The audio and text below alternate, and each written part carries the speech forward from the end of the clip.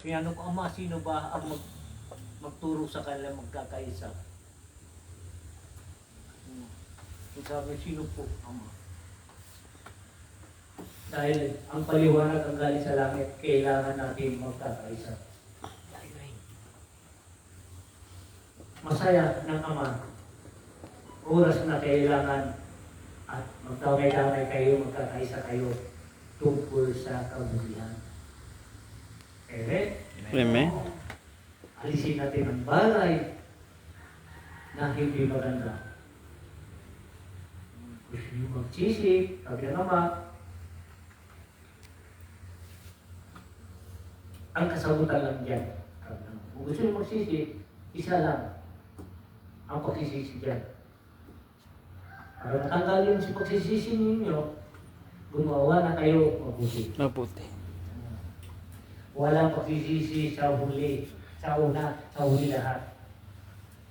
Ang hindi nagsisisi, ang walang pagsisisi, ang gawain na mabuti. Tama po. Yung mga nauna nang nagsisi. Oo. Yung maganda. Ito, gusto ng Diyos sa atin kung paano tayo magkakaisa. Tama po. Magtulong-tulungan kayo, magsama-sama kayo, dahil kayo at ako ay isa. Kung ano man ang gawain nila ay hindi maganda, gusto nyo sumali, ang sabi ng Ama, isipin ninyo ang pamilya ninyo. Kung mahal ninyo ang pamilya ninyo, kung ano ang gawain binigay sa iyo, yun gagawin ninyo. Huwag kayong sumali, hindi kayo kasali diyan. Ang karamihan diyan, kahit hindi kasali, nagsasali-salihan lang, pagdating ng gulo, ay nandun na sa tabi, umiiyak na. Sabi niya, paano yung pamilya ko, paano yung ganito ko, dahil bakit ka dahil di ko alam, nabigla lang ako, di ko alam, sumama lang ako, dahil hindi tayo nag-isip ang bawat kilos natin, ang bawat isa sa atin. Ang tao na papahamak, ano nangyari sa kanya? Bakit siya napahamak? Padalos-dalos. Padalos-dalos. O ang sabi ng Diyos, ang mensahe ng Diyos, huwag kayo padalos-dalos mga anak, alagaan niyo yung sarili niyo. Ang sarili ninyo, buhay ninyo, mahalaga yan binigay ko. Mahalin niyo. At mahalin niyo rin ang binigay ko sa inyo, mga gabay, yung mga anak ninyo, pamilya ninyo. Huwag kayo padalos-dalos sumama kung hindi kayo kasali dyan. Kahit may kasali kayo dyan, isipin ninyo, bakit may Diyos pa rin ay siya tatawagin natin at siya tagaligtas natin. Bakit hindi natin binigay natin sa Diyos, isipin natin ang pamilya natin. Dahil ang pamilya natin ang mahalaga sa lahat ang binigay ng Diyos sa atin. Amen. Para sa pastor. Dahil ang lahat yan ang sinabi ng Diyos. Pagmahalan tayo, magkaisa tayo. Huwag natin isipin kung ano man ang gulo ngayon. I-pray natin para kapayapaan ng lahat. Hindi natin pwede sisihin ang bawat isa sa kanila. Ang isipin na natin, ang katahimikan, Diyos ko, Diyos ko. Huwag mo silang pabayaan. Linisan ninyo po ang mga kaisipan nila. Huwag sila padalos-dalos, kawawa ang pamilya nila. Kailangan, Lord, ang nihiling namin sa inyo po, gabayan ninyo sila. Hindi nila alam ang kanilang ginagawa. Hindi yun makisali tayo. Bakit? Lalo tayo lumasad sa sali, lalo magpulo. Paano yung pamilya mo na ngayon? Paano na yung mga samahan nyo ngayon? Utak-utak na lahat at kailangan kapayapaan. Nandito na lahat ang kagustuhan ng Diyos. Nandito na lahat ang gulo ng mga bagay. Kulang na lang tayo lumapit sa Kanya. Ibigay natin na sa Kanya. Siya ang bahala sa atin. Sa pangalan. Amen. Kailangan natin magkakaisa. Ang hiling ko sa inyo, laging tandaan, kung kayo mag-pray, idamay ninyo yung mga paligid ninyo. pumili kayo sa Diyos at para sila ay gigisingin para magbalik loob sa Diyos. Mabuti pa, yung naka-smile, hindi napapagod. Yung nakasimango, nakatingin, hindi naman napapagod. Dahil ang smiling face ang siya nagbibigay ng kasayahan ng tao. Oh, tingnan mo, kung di ka tumawa, parang problema mo hawak ng mundo. Pumunto. Oh, Tama po, ma. dahil pati ang lamay mo, ang boses mo, parang mahalaga para sa iyo.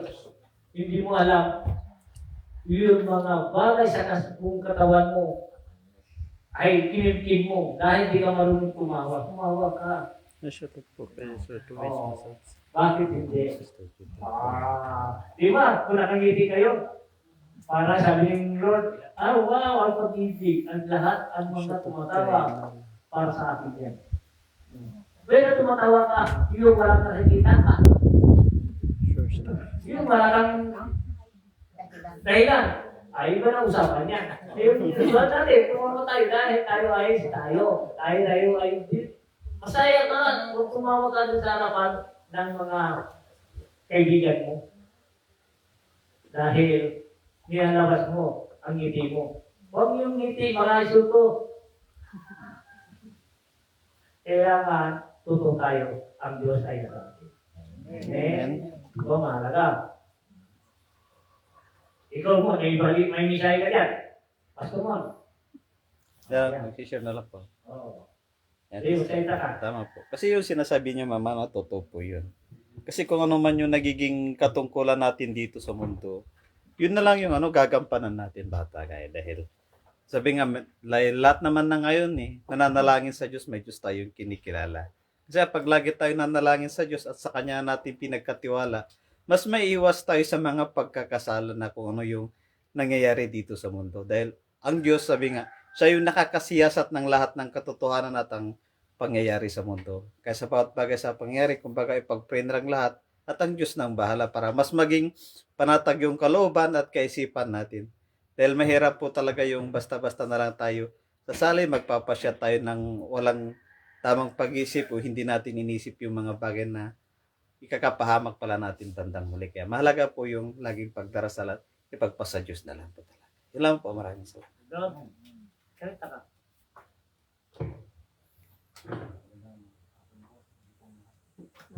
Magandang hapon po sa inyo po, Ama, Ina, brothers and sisters. Yung pinapaliwanag po ni Ama sa ating lahat ay tama po yun na kailangan isipin po natin mabuti, huwag po tayong padalos-dalos dahil yun ang dapat naman talaga na kailangan nauna palagi ang Diyos, yung ipanalangin natin ang ating kapwa na sa ating sarili, tumawag po tayo palagi sa Diyos. Yan ang number one talaga upang magabayan po tayo at mapunta tayo sa tamang landas dahil hindi po tayo nakakalimot na tumawag. Kaya kailangan isipin mabuti ang bawat gawain po natin, ang bawat binibigkas po natin mga salita, ay isipin po natin mabuti upang hindi po tayo makasakit ng damdamin ng ating kapwa at tama po yung mga gawain po natin. Tumawag po tayo lagi at iral po natin yung pagkumbaba sa bawat isa, pagrespetuhan at pag-ibig yung iral po natin. Huwag po tayong padalos-dalos at dasal lagi. Yun. Sa isip sa puso natin ang panalangin at isagawa po natin. Yun lamang po. Maraming salamat po. Maraming salamat po. Dahil ito, ang panahon na ngayon, magkakaisa na tayo. Kung sabi ng mga masakit na gabi, ay mabuti, mayroon maging batas sa atin, lalawan sa atin, ay para magkakaisa tayo, magtulong-tulungan natin. Bigyan mo ang bandito mo, ang kanila.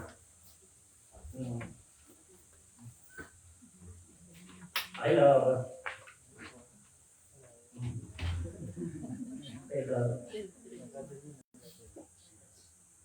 Kasi ang tao kasi, sabi ng Ama, kailan ang karamihan ay gusto ka tahimikan.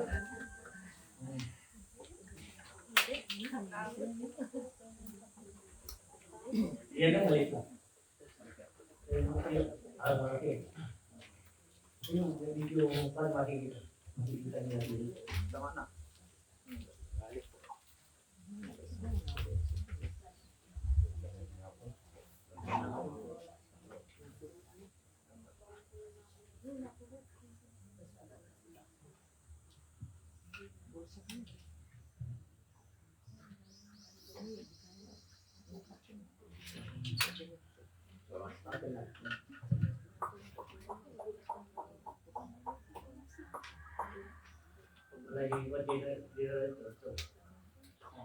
Dahil ito din sinabi ng Ama.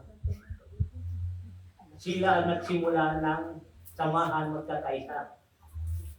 Yung mga marunong tumutulong. Dahil tinanong ko rito naman, ay kailangan na tayo magkakaisa. Ang kailangan natin kapayapaan. Dahil kung sa atin lang, tama ang kanilang ginagawa. Dahil ito samahan sa mga mahirap, sa mga kabutihan ng mga kapwa Pilipino. Hindi gulo, hindi away, ay tulungan.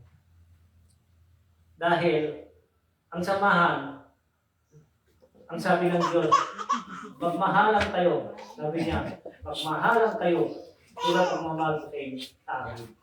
Magmahalan kayo tulad ang mamahal ko sa inyo. Magkakaisa kayo tulad magkakaisa ko sa inyo. Lagi ko sinasabi sa templo, kailan tayo magkakasundo. Dapat may darating leader at gusto mag-ipunin na ang mga taong laging tumatawag sa Diyos at tumutulong sa kapwa. Tulad natin, nanggagamot tayo, di tayo humihingi.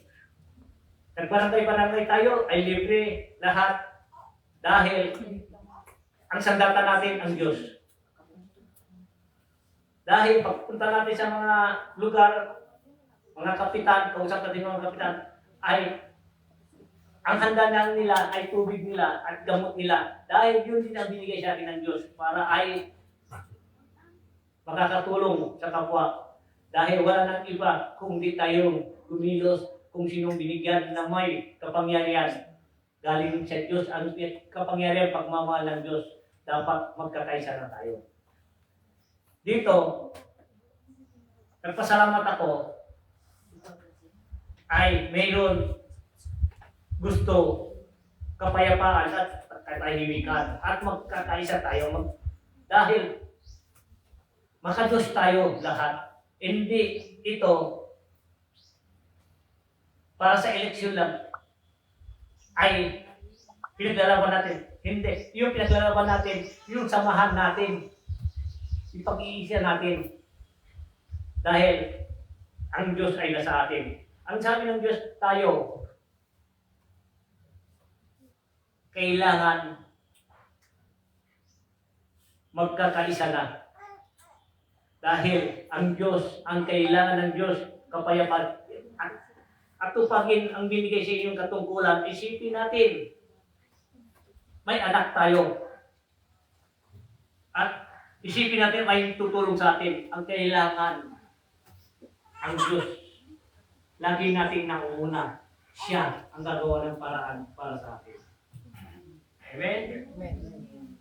Also sa akin, 1-1-3 na ako. Sa akin lang yun. Depende na sa inyo. Dahil kayo mga kasamahan, sino ang kagustuhan ninyo? Para ay para katahimikan. Ang kabutihan. Wala kayong musik? Sa 21 na natin. Ano ang para sa inyo? 1-1-3. Ha? Diyon sa likod, ano sa inyo? 1-1-3. Bakit mahina? 1-1-3. Very good. Dahil ito kapayapaan gawin natin. Hindi naman ito para ito kahit walang pera ito. Walang pera ito. Ito ay samahan lang. Magandang hangarin. Hindi yan tumulong sa atin. Tayo ang tutulong sa kanila dahil nakikita natin ang ganda kanilang hangarin. Hindi tayo humingi. Dahil hangad natin maging tagumpay ang kapayapaan. Kung sino man sa atin sumama, ang gusto kapayapaan, isama natin ang nagsimula pagbabago ng mundo, kaligtasan ng mga bata, mga pamilya, at mga kasamahan natin. Dahil ito, pinaglaban kagabi, hindi ako pinatulog ng Ama tungkol ay bawat kilos sinasabi ko sa kanya, kailangan na kayong magkakaisa.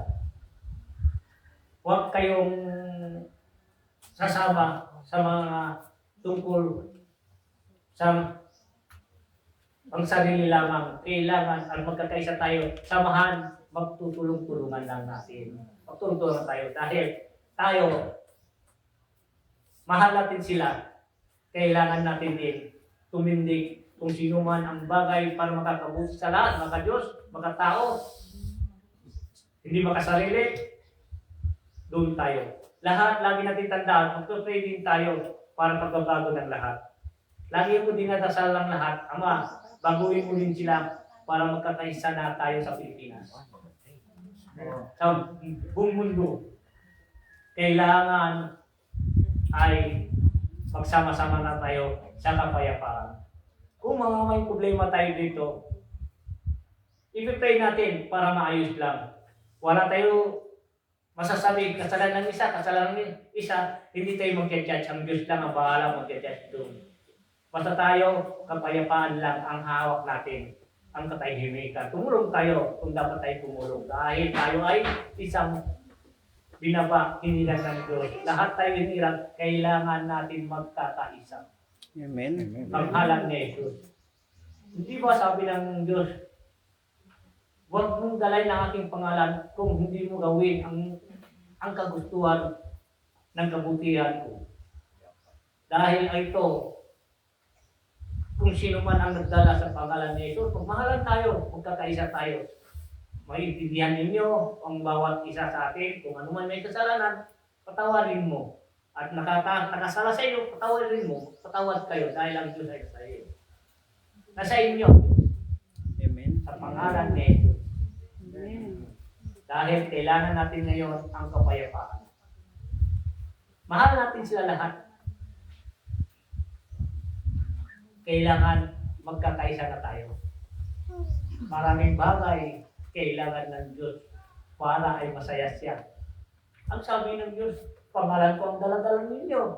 Tapos hindi kayo nagkakasundo. Bakit? Nagdadasal kayo, nagpapray kayo sa atin. Hindi naman kayo nagkakasundo. Nasaan ako? Pudal ko sa inyo. Nasaan ako? Nasa puso nyo ba ako ay hindi? Dahil ang kailangan natin, magkakaisa na tayo, magmamahal tayo, tulad pagmamahal sa atin ng Diyos. Kailangan natin kapayapaan ng lahat. Diyos ay nasa atin. Basta importante, dito ako sa kapayapaan. Dahil ang kapayapaan ay siya ang magwawagi mamaya. Amen? Ang Diyos ay nasa kanya. Sino ba gusto mong salita?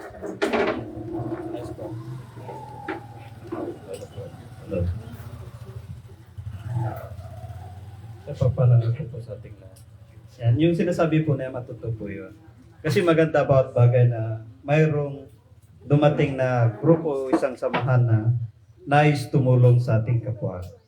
Kaya dito po tayo bilang mga lingkod ng Diyos, tayo naman po ay hindi tayo namimili ng mga sinasamahan, kundi dahil ito'y kaloob ng Diyos at ang gawain ay mabuti, bakit hindi tayo sumuporta? Bakit di natin susuportahan ang mga tumutulong sa taong bayan sa paggawa ng mabuti? Dahil tulad din natin mga lingkod ng Diyos, tumutulong din tayo sa ating kapwa na walang kabayaran. Ganoon din sila. Kaya mas maganda ang bawat isa'y gawin, magtutulungan po tayo. Magkakaisa po tayo sa gawain para po sa lahat. Kasi napakaganda kasi Ama yung mensahe ninyo at ang mga gawain nila na pinarating sa atin. Napakaganda dahil yung gawain ay pagkawang gawa. mas mabilis po yung pagtulong sa mga tao na ngailangan kung nagtutulong-tulong po ang lahat na magtumutulong sa mga tao. Dahil kung iilan lang po ang gumagawa, paano may paparating sa mga tao ang tunay na pagtulong at kagalingan? Ang kagandahan po kasi nito, dadami tayo. Dumarami tayo na gumagawa ng mabuti. Ibig sabihin, mas maraming tao po yung matutulungan kung tayo po'y sama-sama lahat. Dahil sa ganitong bagay, dito natin makikita na ang Diyos kumikilos wata. Dahil isa ang hangarin ng bawat isa ay yung makapaglingkod sa taong bayan. Dahil lahat naman po tayo naglilingkod, sulitin na natin na makilala natin ang bawat isa para sa ganon, kahit saan tayo mapadpad, kahit saan tayo mapunta, meron po tayo mga kasamahan na naglilingkod sa taong bayan. Yun po yung kahalagahan ng isang samahan ng pagkakaisa. Na halimbawa nandito tayo sa ating lugar, mapadpad tayo sa ibang lugar, na may mga tao na kailangan din ng tulong doon. Kapag marami tayong kasamahan, marami tayong kakilala, mas madali po yung ugnayan. Mas mapabilis po yung gawain kung lahat po tayo nagkakaisa. Kaya, ibis po na tayo makisama sa kaguluhan, dito po tayo sa kabutihan. Ang mga bagay na nangyayari, ipag-pray na lang po natin at si Lord nang bahala. Na yung kaguluhan na yan ay ayusin ni Lord. Kanyang linisin o baguhin ang mga kaisipan at kalooban upang pag-ibig at kapayapaan po yung mag-ari sa bawat isa. Yun lamang po at maraming salamat.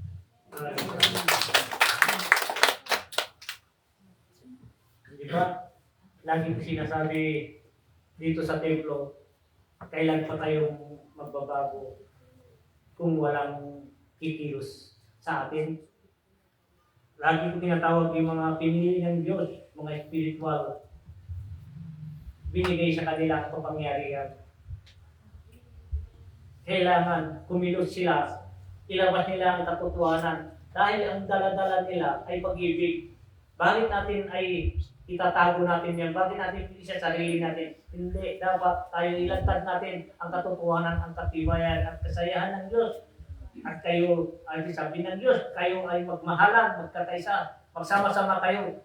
Dahil mapalad ang mga raming kasama ng kabutihan, ang Diyos ay nasa Kanya. Dahil ang pag-ibig ang dala-dala natin ngayon, katahimikan, kung ano man ang naging gulo nangyayari sa kanila, pabayaan mo, i-pray na lang natin sa Diyos para katahimikan.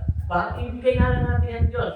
Dahil huwag tayo pwede maghusga. Dahil ang Diyos lang ang pwede maghusga. Isipin ninyo, may pamilya kayo. Huwag natin ay paglabanin. Kailangan i-pray natin kung paano tayo maging katahimikan ng lahat. Amen? Sa pangalan ni Jesus. Dahil isipin natin, may bata pa. Ang bata, ang simbolo, ang siya magbabago sa mundo mamaya. Bata lang ito sa natin mga anak natin, apo natin. Kailangan natin ay bagong silang, bigyan natin ng kasayahan, kaligayahan. Kung tayo sumali, di natin alam ang punot dulo. Ngayon, doon tayo magsisi, kung may nangyari na, dahil imbes ay hindi lalago apoy, lalong lalago dahil galing sa atin, di natin alam, pati pamilya natin nadadamay dahil sa kagustuhan natin, hindi tayo nag-isip kung ano ba ang mangyayari sa bandang huli. Ano bang mangyayari? Kapamakan ba? O hindi? Kailangan ang tunay na talagang kung tayo ay tumulong sa kanila, pag-pray lang natin para katahimikan ng lahat. Amen? Ano ang masasabi ninyo? Tama ba? Hindi? Oo. Imbes, tutsuhan natin sila. Hindi, pagdasalan natin sila para maging ang kaisipan nila para hindi mo uminit kung tayo ay magsuporta sa kanila, magdasal na lang tayo para sa katahimikan ng lahat. Kaya ang gusto ng Ama ay pag-ibig. Sayang kung bibigyan tayo ng buhay dito, buhay pagsamantala. Hindi natin alam kung kailan tayo kukunin. Dahil ang katawan natin ito, pinahiram lang pagsamantala. Tayo pa magtutugi sa katawan natin. Paano yung mga pamilya na iwan natin? Kung tayo ay talagang pursige, sunod-sunuran, kung mamaya pagdating ng oras ay sinong sisihin mo ngayon? Dahil sa iyo. Bakit? Wala ka ba pamilya? Wala kang anak? Wala kang magulang? Kung ikaw ay sumali, paano na yung kinabukasan ng mga anak mo ngayon? Paano nisamahan natin sa mundo natin? Kung ganito mangyayari, magdasal na lang tayo para sa kapayapaan ng lahat. Amen? Dahil ang Diyos ay nasa atin. Minamasyagan lang tayo ng Diyos para tayo ay masaya at katahimikan. Minamasyagan kung tumatawag tayo sa Kanya lagi. Isipin niyo, basta tumawag kayo sa Kanya, babawi kayo ng Diyos, magtiwala kayo sa sarili niyo dahil ang Diyos ang daan lahat sa pagbabago kung gusto niyo magbago. Kung ano man ang bagay na kasala kayo, kung nagbago kayo, ililinisyan ng Diyos yan. Ang sabi ng Diyos, habang may panahon pa, may pag-asa ka pa magbago. Anak, sabi niya, anak, dahil hindi niyo alam ang mangyayari sa inyo. Masaya ang may katawan. Masaya ang may buhay sa mundo. Masaya ang mga kasama mo, kapili mo yung pamilya. Oras na at ginampanan mo at hindi magandang iyong gawain. Saan ka pupunti ngayon? Saan ka pupunta ngayon? Dahil ang katawan niyan, pagsamantala lang may pamilya ka. Oras na walang katawan niyan. Mag-isa mo rin sa mundo. Dahil ang mundo natin, ang katawan natin, pagsamantala, may katawan tayo, may pamilya tayo. Kasi, nandito tayo sa lupa, lahat tayo, binigay ng Diyos. Ang lahat yan, may pamilya tayo. Dahil may katawan tayo, binigyan tayo ng Diyos. Oras, binawi ng lahat ng katawan yan. Back to zero ka, wala kang pamilya. Isa lang ang pupunta mo dyan. Sino nagpababa sa'yo? Yung hanapin mo. Kung ano man ang nagawa mo, yun ang babayaran mo dahil hindi ka nagsisi. Oras magsisi ka, anak, mayroon ka patungo sa akin. Dahil ang sabi ng Ama, walang anak. Kung sino man magsisi yung mga anak, walang ama, kundi siyang tumanggap. Yung Ama natin, naghihintay lang hanggang kailan tayo magbago.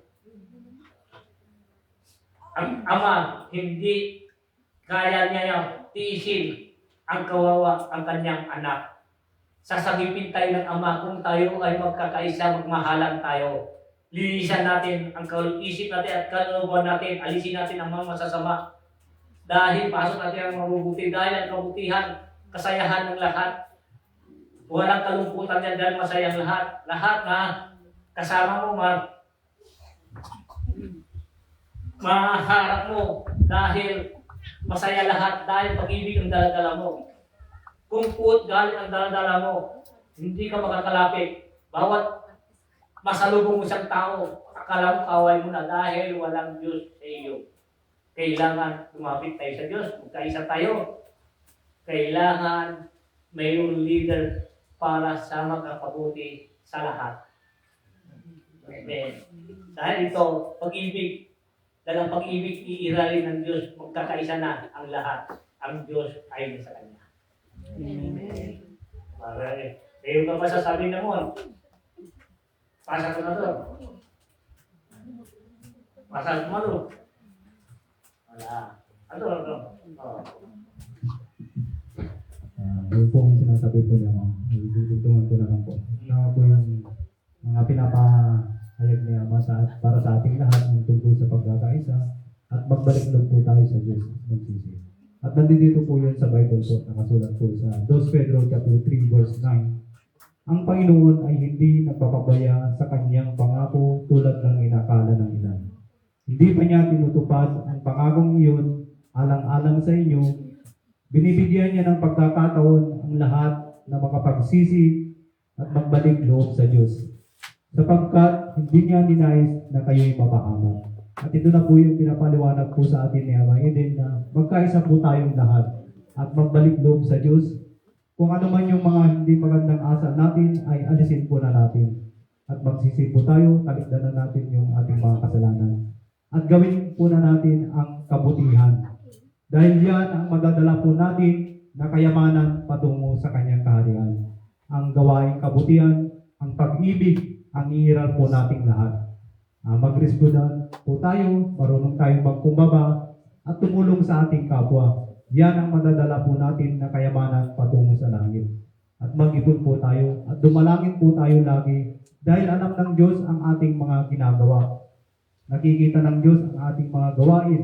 Kaya't habang nabubuhay po tayo, ay gawin po natin ang kabutihan. Iiral po natin yung pag-ibig lagi upang ang Diyos ay kasama natin lagi. Yan lamang po. Maraming salamat po. May masasabi ka sa kanya? Wala. O, ikaw, ano mo? Meron.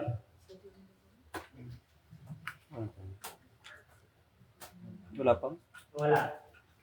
Dahil, kung wala kayong nasasabi ng lahat, kailangan, lagi natin tandaan, mag-pray lang tayo para sa kapayapaan ng lahat. Hinihiling ko lagi ko, Lord, maliit pa ako hanggang ngayon, dala-dala ko pa. Lagi ako ay sa Kanya. Pinakausap ko ang Diyos. Ang sabi nila, ang Diyos, kung nakikita mo ay mamatay ka. Ako hindi. Lahat ng mga kilos, dito kami nag-uusap sa kamay. Pati yung logo natin, bumaba. Ang bitiwik, tinatakan niya ang damit ko, yung logo ko. Also, sa kanya ako lagi. Ito, bawat ako pupunta dito, sa harap sa inyo. At sa kanya ako nagtatanong. Sa kanya ako nagtatanong dahil sa kanya po duro. Hindi ako salita dito kung walang mensahe sa kanya.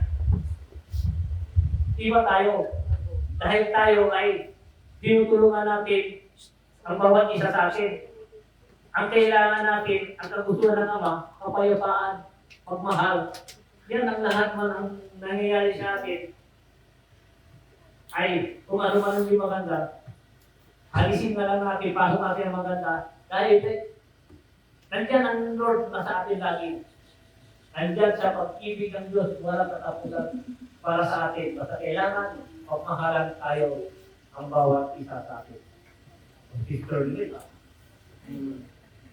Opo.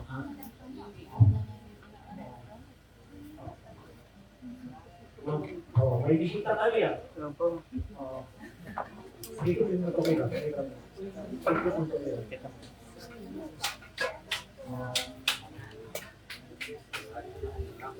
Hello, sister.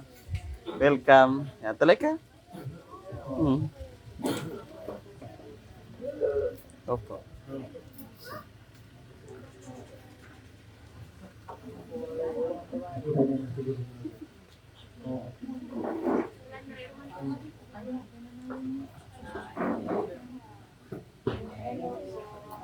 Tuloy ka, sister.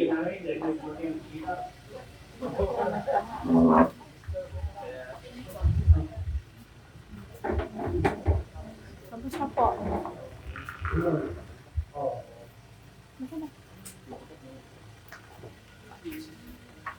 Saan pa kayo galing? Pangasinan ka. Sabi.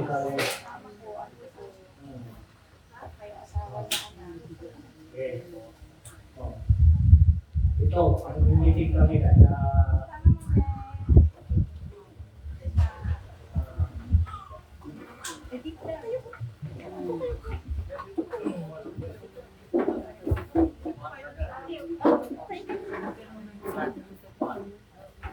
Tuloy po. Punat ka daw.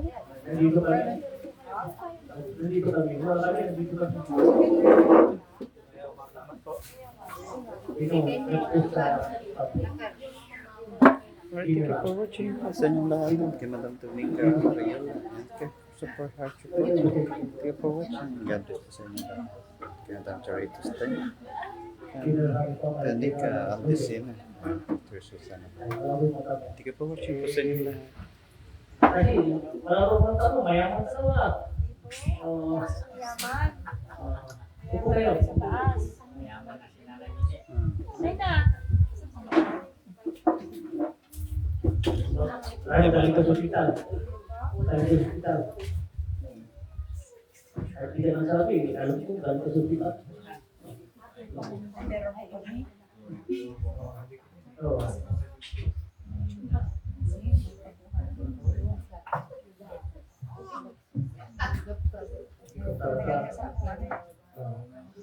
Kailangan na talaga. Kailangan ng pera para rin, kailangan. Hindi na walang pagpapaw yung kailangan. Kailangan ay dapat magkakaisa lahat. Ito, hindi na magkakaisa lahat. Dahil may naglalakad ito dahil magkakaisa, importante magkakaisa. Dahil hindi na yun tao natin, iiwanan natin yung espiritu, yung hinili tayo sa Ama, kailangan ilabas natin. Huwag tayong matakot. Pag-ibig ang ilang natin, hindi away. Gusto natin mag-ibig-ibig lahat. Magkakaisa. Ako, ibon ako. Buhok ko. Hindi na binubuti ka na. Hindi 2,000 na binabuti ka buhok ko. Hello.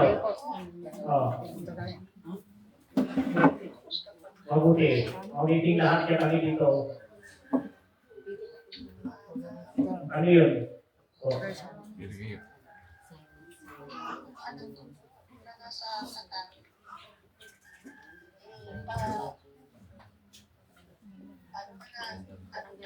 Pa-check up sa ospital, wala naman lumalabas na result. Hmm. Clear naman daw lahat. Clear na lahat. Tagal na yan. Clear lahat. Ang tagal na yan. Lagi niya sinasabi, masakit ang likod niya at paa niya. Likod. Wala naman lumalabas. Ano na eh, kanya clear naman daw. MI at ano ba yun? Nagpa-X-ray, nagpa-ultrasound, MRI. Clear valve. Sabi niya po. Saan ang lugar? Qatar, saan? Nasa Qatar ko ngayon. Sa Qatar. Kayo, saan kayo? Nagtrabaho. Kayo, Ano po? saan kayo? Anong lugar dyan? Nandito po sa Abu Dhabi. Ha? Nandito po sa Abu Dhabi. Kayo? Abu Dhabi po. Qatar. Anong gusto mo? Anong gusto mong mangyayari dyan? Itanong ko po sa inyo kung ano kayang dapat gawin doon. Inom lang gamot. I-clear naman daw yung mga sinasabi ng doktor. May nararamdaman siya. Opo, masakit daw lagi ang likod niya. Pwede mo i-contact. Pwede mo siya i-contact. Iharap mo sa akin. Video call. Tatlo tayo kung gusto nyo. Ngayon po. Oo. Ngayon po. Oo. Kasi Para makita ko ang sabay, malayo naman kayo. Diba, Qatar. Okay. iniisip ko po. Yes. Para ano natin sa kanya, para maramdaman niya yung kagalingan niya sa pangalan niya.